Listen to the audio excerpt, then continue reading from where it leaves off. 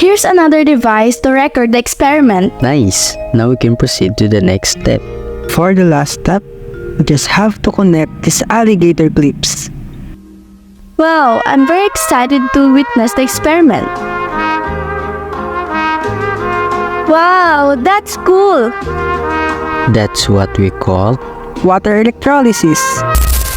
Seeing this experiment wants me to do it too. Can you teach me how? Yeah, sure. But first, let me put this experiment aside. Here's the materials we're going to need to make the water electrolysis. Well, seeing these materials makes me more inquisitive of how to do the experiment you did earlier. we're going to explain on how to do the experiment in a very easiest and simple way possible. And to do that, we're going to do it in a step-by-step process. So for our first step, we're going to sharpen these two pencils. Alice, do you want to lend me a hand? Sure!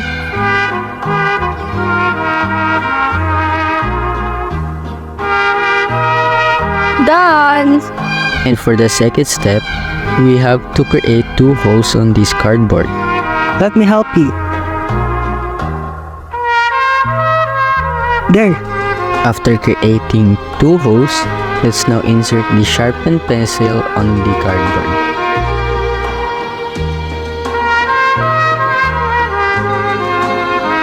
Now, for our third step, get a warm water and put it on the beaker.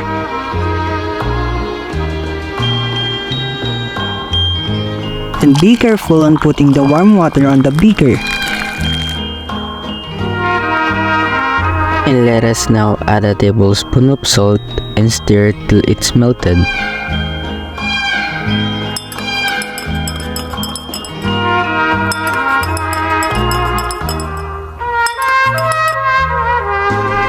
And now, let's put the cardboard on the top of the beaker.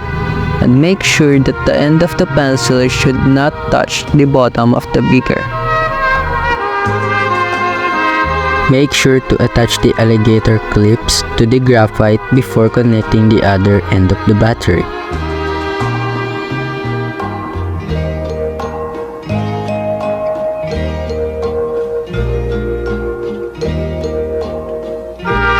But before that, Alice, as you can see earlier, you noticed that there are bubbles coming out on the pencils. Yes, that's what I'm very curious about. How did that happen? Well, first, water electrolysis is the flow of electrical current in a solution or molten liquid that causes chemical reaction or chemical changes. Now, if we're going to go back in our first step, what we did is we sharpened the two pencils by the both ends, and that is what we call pencil graphite electrode. And if we also go back in our third step, we made the solution of sodium chloride. And because of that, the liquid now contains a free-flowing positive sodium ions and negative chloride ions. This means that the sodium and chloride are now free to move within the liquid sodium chloride. The molten sodium chloride is also called an electrolyte. And when we put the pencils on our beaker, nothing unusual happens. But when we connect the pencils and the 9-volt battery through alligator clips, then things started to get interesting. But first, here is a fun fact for our pencil graphite electrode. PGE is also a good conductor of electricity because the current can flow through the graphite. And if we also remember in our general chemistry class, positive ions are called cations and negative ions are called anions. And what we have here is our 9-volt battery, and the positive sign here is called cathode and it is attracted to the anions, while the negative sign here is called anode and it is attracted to the cations. This is because opposite electrode charges attract. Positive electrode is called cathode, while negative electrode is also called anode. When the ions meet the electrodes, electron exchange happens, and it will trigger a chemical reaction depending on the conducting liquid or the materials of the electrode you use. And the reaction we saw earlier is an electrolysis on an electrolyte solution. Because of this, hydrogen and chloride is splitting. Remember that hydrogen has positively charged ions while chloride has negatively charged ions.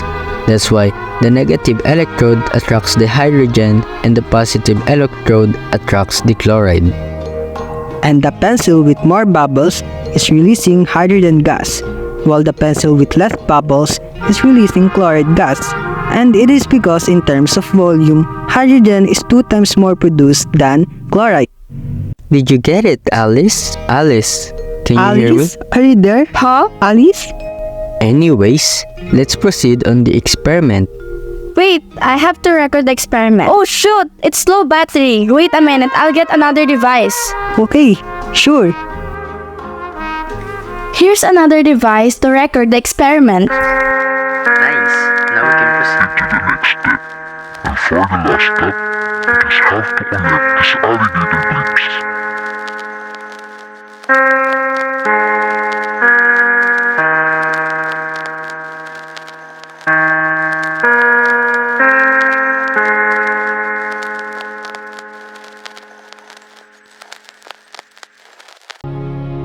You are my everything. 별처럼 쏟아지는 운명에 그대라는 사람을 만나고 멈춰버린 내 가슴 속에